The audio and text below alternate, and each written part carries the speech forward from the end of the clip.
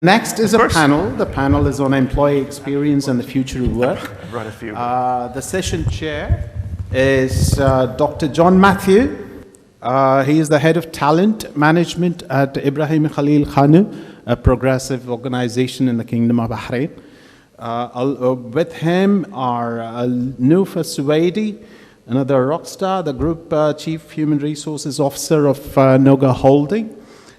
Paul Williams, the L&D Learning and Development Director at the Shire Group. We have Fahad Al-Harthi, the HR General Manager in the Government of Saudi Arabia. And Wadda Al-Turki, the HR Director at Flow Progressive Logistics. Can I call them on stage, please? Thank you. I'd like John to give probably a bit more detailed profile of each of the speakers. Thank you.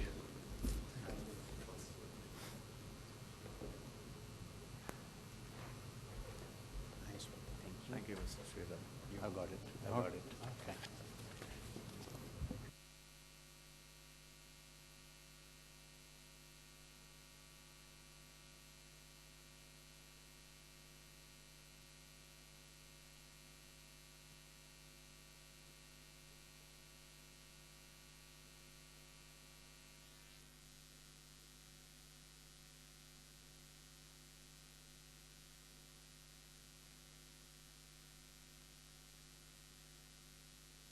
It's amazing to be here back after 3 years. I should definitely thank Roshcom for this wonderful event once again.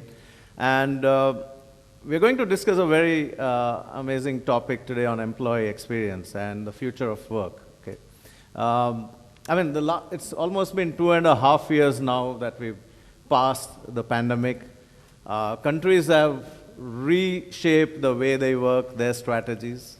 And organizations have been forced to do that as well, isn't it? They're all talking about agility, and Ron touched upon the SWOT analysis, so we all have opportunities, but at the same time, threats to adapt to. Yeah. In such a time, if organizations really want to adapt, it's going to be a very challenging task ahead of us, because we are all now hyper-connected as well.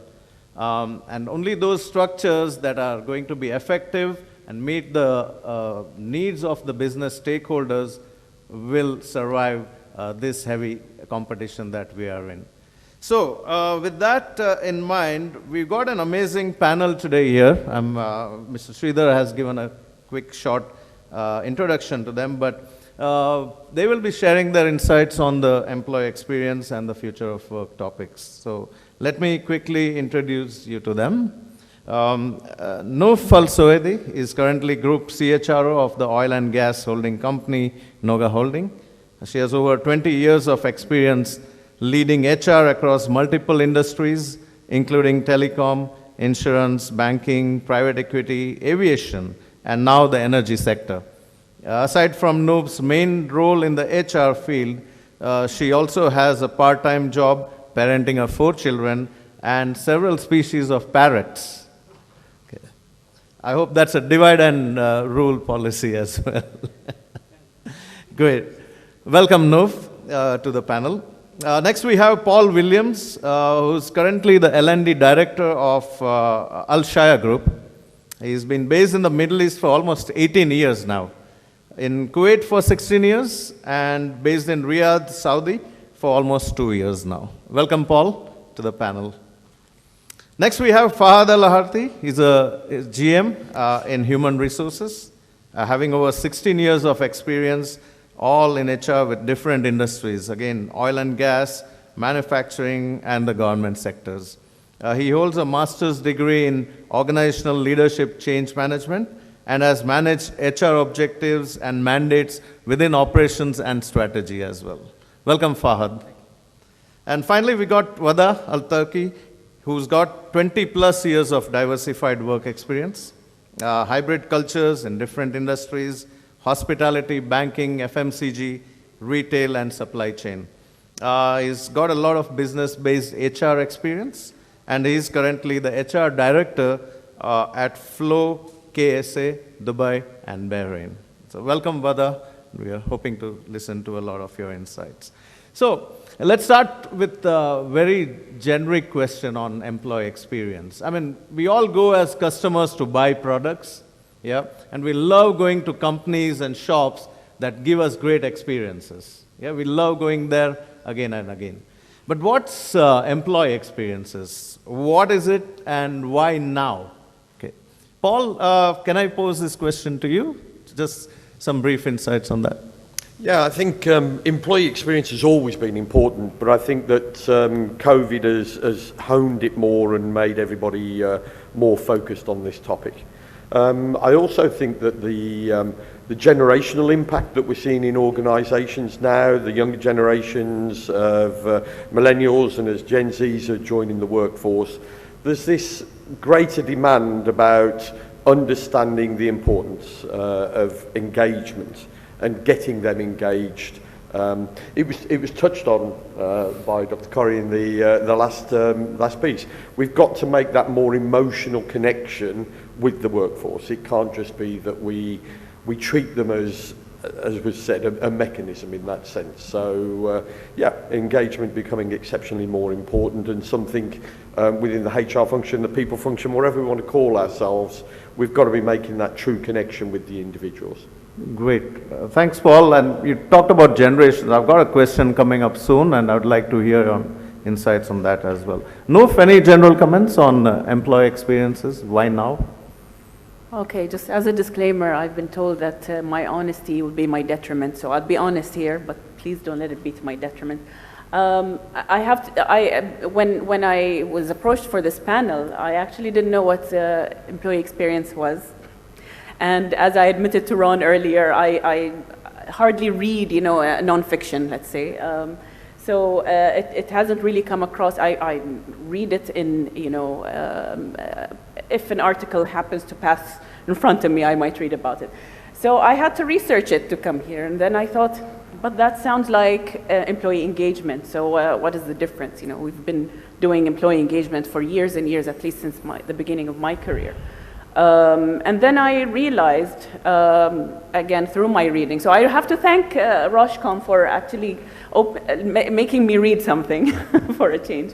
So in my reading, I kind of came to the conclusion that employee experience is what we provide employees in order to achieve a certain engagement score.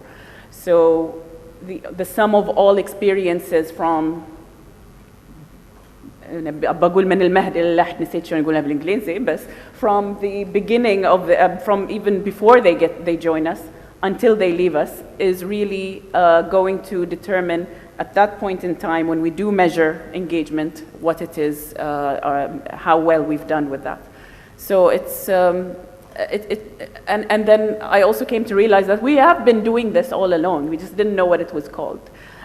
So coming back to all the things that we have been working on as an HR community, people that I've interacted with as well, we've actually been our job is really provide the employees with the experience that will enrich their lives because they practically live with us most of their days. So why now? Again, I agree with Paul. Obviously, the people we've employed pre-COVID are not the same people. They're the same individuals. They're just not the same mindsets that we have now. I think COVID and being away from the workforce and being away from your working community has kind of changed changed people generally. They now need to relearn how to be colleagues again and how to work in a we all do actually. It's not, I don't want to say they because we're part of that. It brought with it a new, I don't want to call it phenomenon, it's just something that we're just now becoming aware of, which is mental health issues.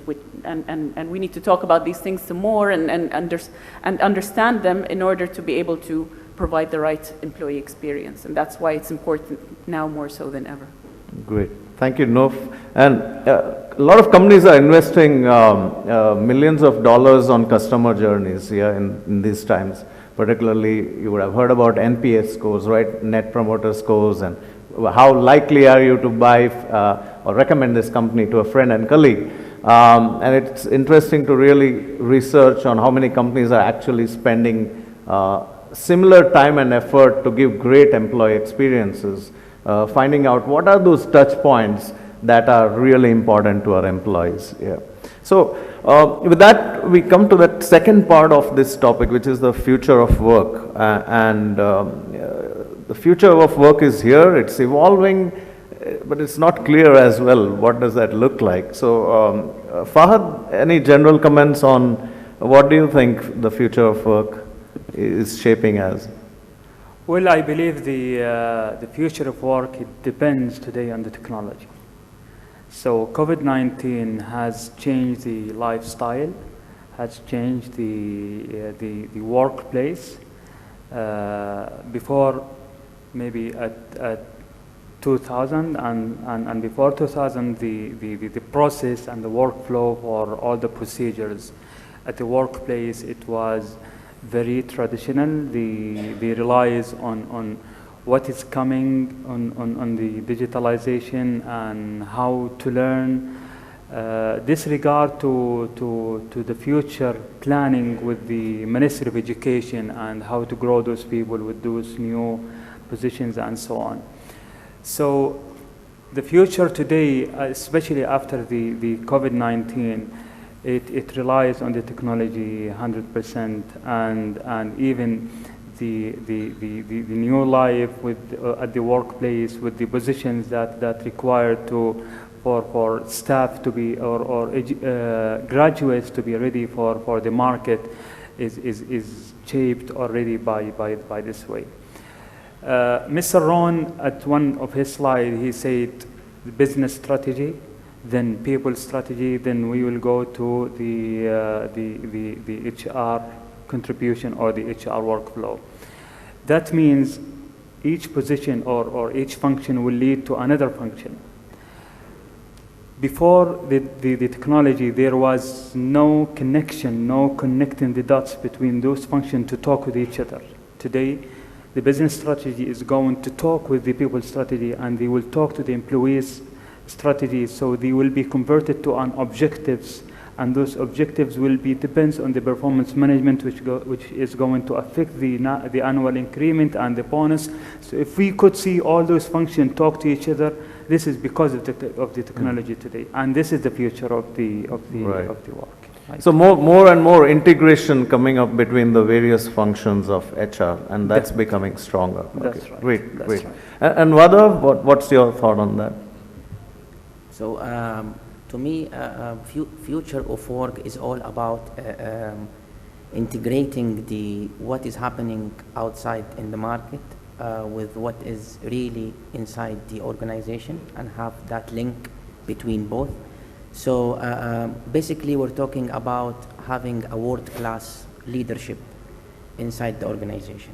So future of work is all about enablement. Future of work is all about having the leaders who can humanize the future, and to have the right balance between technology and humanity. So if that link is there and that balance is in place, I believe we will have a nice future of work for everyone. And echoing what my colleagues mentioning, that the work experience or it has its own effect, and if you have a really high engagement score, that will have a serious ROI and a serious money to the bottom line. So to me, it's a world-class leadership, and to have a comprehensive behavioral and technical competency framework within the organization that touch the humanity, and then you match that competency framework to the job roles within the organization and back up that system with talent development. Here you can really create a nice future of work where retention can be increased and all HR KPIs can be evolved. Great, great. That's a nice perspective. Yes, Nofia? Go ahead. Sorry, I told you I do that a lot. Just wanted to add that again, back to the generational changes, I guess, and the different mindsets of the up-and-coming generations and the future leaders. The future of work looks like it's going to obviously include a lot of technology, which we've already touched upon, but also a lot of flexibility. So I think at least this part of the world really needs to come up to the 21st century and beyond in terms of measuring performance based on output rather than clock in and clock out, which I think is something we still suffer from, again, in this region. The up-and-coming generations, I hate to exclude myself from them, but I think I've reached a point in my life where I just have to, talk to them as different people. It used to be me, but no longer. They seek flexibility, they seek autonomy, they seek a lot of freedom in the way they do their work, and this is the kind of experience we need to be giving them from now onwards, and this is how we're going to get the best out of people, I think. Right. So leadership and the new generations, I think the question is, what are we doing for the future to shape that up? Yeah, what plans do we have? It's interesting you both touched upon the generational element. So my question, Paul, to you is employee experience more of a generational phenomenon? Is it an expectation only for the newer generations that are entering the workforce? And maybe how do you manage or differentiate this in your organization? Sure, yeah. I definitely think that the younger generations have a different expectation, yes, 100%. I think we've got challenges here in the Gulf, really, because we work with, and I've experienced this, we work with, in effect, two different workforces. You've got a local workforce, and you've got an expat workforce. And both of those have different drivers and different levers. We're used to, very much, and I can talk from our organisation, we're used to working with an expat workforce. And therefore, we don't necessarily understand the generational drivers which are particularly prevalent in the local workforces and working within that way. And what we're trying to do within our shire at the moment is trying to make sure that our managers understand that they've got to sort of deal with those differently. Where you've got a young local workforce, particularly in Saudi, those people can very much pick and choose where they want to work. They can decide that if they don't want to work for a while, they'll go and stay with their parents or elements in that sense. Our more traditional expat workforce doesn't have that options. They're here to deliver for a remittance culture to send money back home. And therefore, from an employee experience perspective, it is much bigger for the local workforces in that sense. And we've got to manage and we've got to adapt how we handle those workforces in a completely different way. You've got to definitely engage with them more on a personal level. Right. So, you're the director of the learning and development function. How do you see that specifically related to the learning, the training fraternity? I'm sure there's a few of our participants here from the learning and development fraternity. How would you manage that in terms of great experiences for employees? Yeah. I mean, learning development is just in an exceptionally changing time at the moment. You've got all these different generations that you need to cover for and work within there. People, the younger generation, from a sort of an experience and engagement perspective, definitely want more learning on demand, learning in the flow of work. They don't want to be sitting there for sort of long workshops and working within that way. So you've got to adapt your learning methodology to be able to support how those individuals and how you're providing the learning to those individuals. And by doing that, you're hopefully building their experience in that sense and not presenting them with something that is alien to them or they're not comfortable with. Right. So there's a lot of changes happening with the generations, and unfortunately there's very less research that touches upon these areas, particularly from a localization perspective, and on that we can actually try to refer to as a guideline on how do we manage this, and probably train our managers on how do we take care of these new generational changes that are coming into the organization. Yeah. A question for you is, we've been hearing about the great resignation across the world, and there's a lot of people who quit their jobs. There's also, I think, the concept of silent quitting, if I'm getting that right, coming in. So there's a big pool of employees that are coming into the market who have left voluntarily. At the same time, in countries like Bahrain and nearby countries, there's hundreds of new talent graduates coming into the market.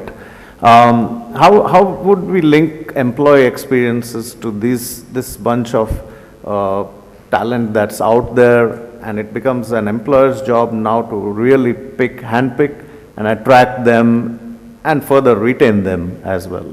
Any thoughts on that?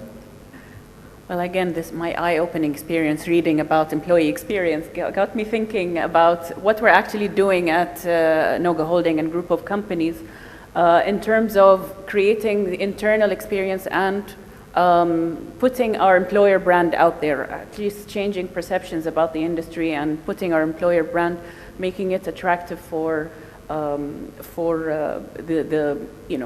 intakes that we are planning to get. So, I mean, Babco, our biggest asset is obviously, I'm sure you've all seen in the media, there's a lot of employment related to the new refinery, the BMP project, which is the biggest project in the kingdom at the moment, and how to attract the professionals that we would like to see in our organization. I know, for example, that they have created an engagement team, and they've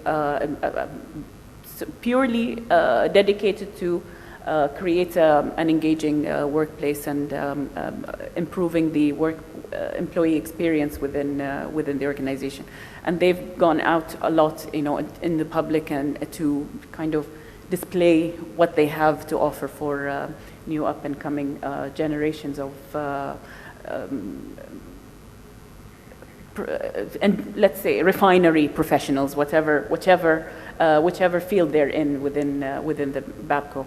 Tatweer as well have created an engagement function because we realize that it's an important function in order to achieve our objectives. So we know the science tells us that better employee engagement brings better returns and yields better results, and therefore there's a lot of focus on that within the operating companies. Another thing we're doing at group level is we are bringing all the operating companies together into one community, and we want to showcase that as well to the public, to show that you are not just a member of one of these companies, but you are a member of the energy industry in the Kingdom of Bahrain. And it's now an exciting time to be in it, and we're trying to show this excitement internally and externally to allow people to get people excited to be part of this team. We've even embedded new practices in terms of our recruitment, or I said earlier, employer branding.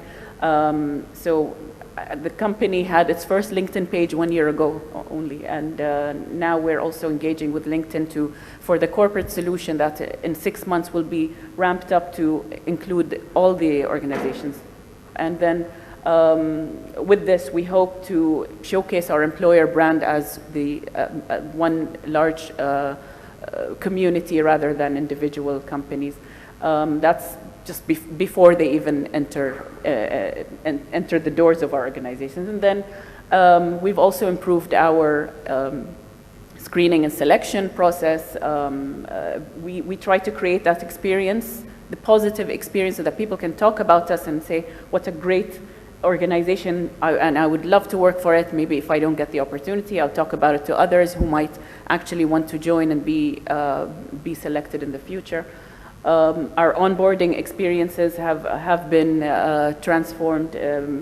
I know Babco are going through a complete overhaul of their onboarding experience, and so are we. And people are already talking about it. And then during employment, the things that we're trying to offer. And this, again, thinking of what we're doing that is actually creating positive employee experience that I didn't even know we were doing. It was not deliberate, but I'm very glad that this is the accident that's resulted out of it. So some of the things that we're doing internally or also across the group is we're bringing together the learning and development community to create learning experiences. We're just talking this morning with my colleagues from Babco and Tatweer about an exchange program that we were planning on launching for 2023. One of my colleagues here, he heads the a youth group for Babco, and he was telling me that one of the results of their discussions as a group is that they would like to have an exchange program. So this alignment exists between the operating companies and the holding companies. So it's nice to see people talking positively about the future of the energy industry in Bahrain and how and to see their pride in being part of it. And I think this is a result of the very small steps that have been taken so far in creating positive employee experiences. And I'm sure that with the help of everyone that I've been working with, this is going to be taken even further now that we know what employee experience is. Great examples. It touches upon what Ron was talking about, answering your question actually about branding, and that HR should do better branding and marketing efforts to get those stories out there that stick with not just employees but our big shots in the room as well. So great examples and case studies in your organization. I'll pose a question for Fahad, and this topic came out at the beginning of today's session about culture as well. That with reference to providing great employee experiences, how can technology be used to build that culture where particularly during the last 2-3 years, a lot of our workforce is getting dispersed, isn't it? They're really spread out now compared to how we were used to. So, any thoughts on that? Well, let me start with the before it was the difficult thing to do is to change the mindset. It was. So it's too hard to change a mindset for someone who got used to live his own life with a certain style. To change that style, it requires time and efforts in order to change it. Technology has proved that within seconds you can change the mindset of people. Why? Because he will try to do something and the technology will not allow him, so he will find the tuning how to manipulate the system in order to get what exactly he needs. So if you control that technology in these terms, then you will change the mindset of those people as you would like to have.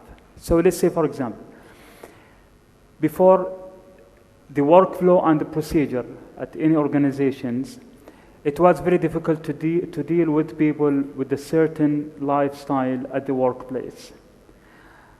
Even controlling the audience or the end user or the customers who will come to get any kind of service. Now, using the technology today, sorry, sir, the system is not allowing. So he will just leave. So the technology today has changed the behavior, has changed the mindset of people with all terms and conditions. This is one. The second thing today. At the morning today, I was talking with my colleague, Mr. Waddah, about how technology had changed people inside their houses. So he said, if someone has grown up with 1 year old and he started his life with a touch screen, how do you imagine this guy is going to live his life when he became as a 30? And this is a real question that we need to consider. Moreover, when he was growing, he was playing, for example, a PlayStation. So he has a certain game, then he finished this level, and he requires for the second level, then he requires for the third level. So he started his life with a challenging environment.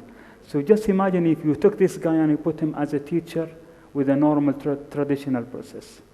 What is he going to do? So the life today it has already changed. So we need to adapt with that change, and we need to adapt our policies and procedures and the government rules and regulations toward that change with the technology. Right. Yeah. Well, we have to agree that the new generation is going to be a tech-based community. It does. And there's no escape to It that. does. So the culture has changed already. Yeah. Yeah. Thank you, Fahad. We are talking about the future of work. So what does this future of work look like, Vada? And how do we plan for something that we don't know what it looks like? Well, I think future of work is a real challenge now, and I would like to link between in the organization, HR has to have a strategy for every business challenges, and future of work is a challenge now. So the future of work strategy has to be linked with the people strategy. So what is your people strategy that you are going to define in order to attract the new generation for them to live the future that they expect to have? So basically, when you create a strategy, it has to mirror what is happening and what do people want and how can you reach them. I remember I conducted a meeting with my team. It was, I believe, January 2020, and we were asked by the management team to design a people strategy and then people agenda and then cascade it to the day-to-day activity. So we reached to talent acquisition part. And then we want to create a strategy for talent acquisition. How can we retain people? How can we attract people? How can we coach in people? What can we do? So we end up having the normal classical talent acquisition strategy that all of you are familiar with. Attracting the right people at the right talent, at the right place, in the right time. But we have asked ourselves a question: does that mirror what do people want? And the answer was no. People need a meaningful job that suits their lifestyle and suits their family conditions. So what do they want is contradicting with our strategy. So here the HR roles comes. You need to mirror. You need to see what the customer needs, not your internal customer, even the external ones. Inclusion is future of work. Diversity is future of work. Everyone has to be included with whatever beliefs do they have. Everyone has to be on board. The more diversity you have, the better bottom line in your company. The more you include people, which is your employees, your customer, your suppliers, your colleagues are people. If you don't understand people, you don't understand business. HR is a human tipping point within the organization. That's why previously I said we need a world-class leadership, a leader who can humanize the future. Thank you. A leaders who can really enable people to do more. Job description is a limitation.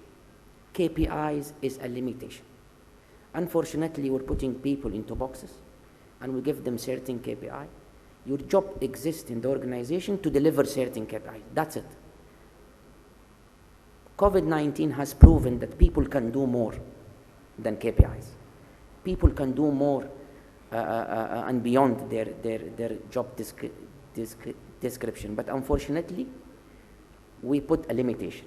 So future of work is giving the people freedom to think, freedom to act, giving people the right to contribute, to put ideas on a table and to see it in action and to track the results.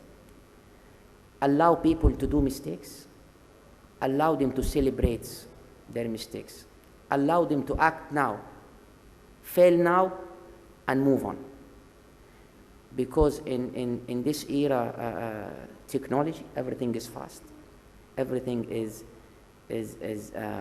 really quickly. Now you can order food from anywhere at home. Within 20 minutes, you can have your pizza in the living room, hot, packed, ready to eat. This is the consumer behavior now. Strategy has to be created to match what is happening outside. Great insights. Thank you. So definitely we need to include everything you said in our next leadership module, because it's going to be an expectation from our managers. And I love the way how you put the whole employee-centric philosophy. Just like we are all worried about customer centricity in today's times, how do we make our future of work really employee-centric? That really gives amazing experiences to our employees.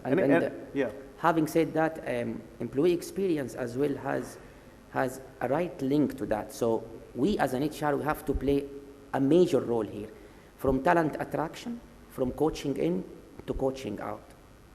What is the journey and how it looks like? Recruitment, screening, scheduling, filtering, psychometric test, PI test, and then interviews, and then job offer, probation period evaluation, end of the year evaluation, talent development, talent succession pool, identify talent pool. All of that journey, HR has to play a major role. Just draw that journey in your organization, identify the pain point, create an action plan, and move on. So that will give a better experience for people to join you and to talk about you more. Brilliant, brilliant. Thank you. Any final additions to what has been discussed? Anyone?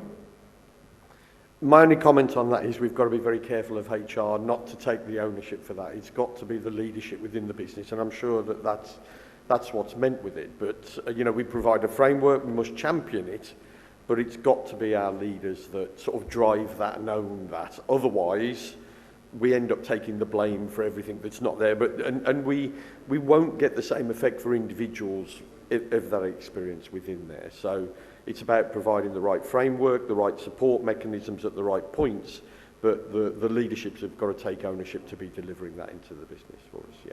Great, and HR continues to be the facilitator for that change. Perfect. Actually, Paul, you make a very good point, and I go back to Ron's comment about backing everything by science. So we always end up looking like the radicals, you know, coming up with all these crazy ideas and how best to, you know, achieve results through people. But this is the one thing that really resonated with me, is I should read more. And because, yeah, when you back things by science, then they cannot really say anything or blame you. They can just go ahead and blame the science. And we always kind of end up, you know, getting blamed anyway because of their, you know, leadership failure. So it's definitely very important that, again, also back to what you said, it's the leadership that determines really where everything is going. If you don't have a leadership that believes in what you do as HR, then it's really going to be all futile. Sorry to paint a bleak picture. Thank you, thank you. That brings us almost to the end of this panel discussion, but we have kept a few minutes for questions, because I think there's a lot going on in the room, probably on either employee experience or the future of work, anything that the panel touched on. Any questions from the room for any of our panel members? I have a comment also about the audience. Mashallah, everybody's so young here.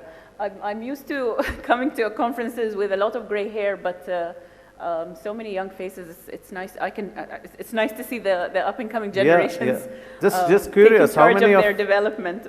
Just curious, how many of you are new to HR in this room? Very new to HR. Okay. And how many of you are non-HR in this room? Okay. So we need a lot more of non-HR people also to listen to all this stuff.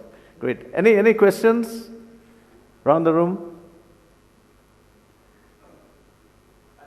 Ron? Yeah, I think it was a great panel. You covered the employee experience. You covered so many key points that we, all of us, need to be more aware of. And just so informative. As I was saying, it was so informative. So many key points that you all touched on. So I appreciate the insight. Thank And you, the Ron. key is that we learn from each other. That's the key. Thank you. Great.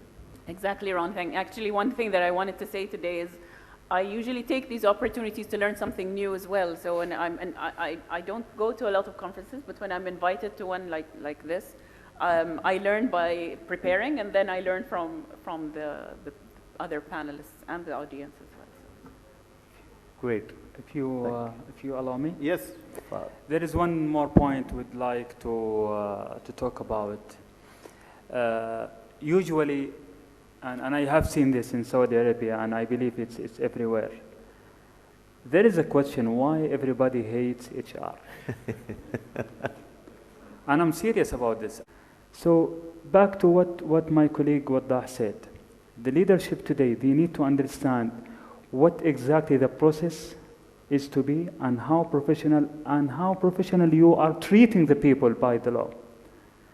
So this is very important for us as we are as HR community today to talk about here.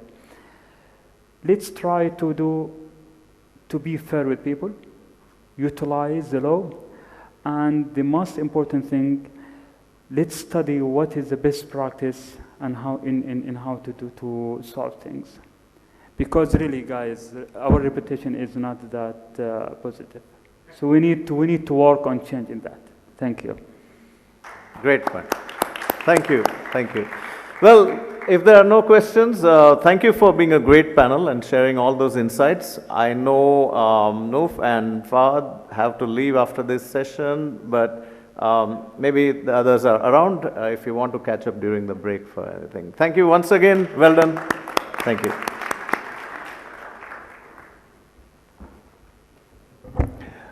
Thank you, panel. That was very refreshing, and especially some of the bold comments that was made. Thanks, John, Wadda, Noof, Fahad, and Paul for, first of all, for being here, and secondly, to share what their thoughts are. I know Noof has to rush, so we'll make sure that we do everything in our power to delay her departure. So.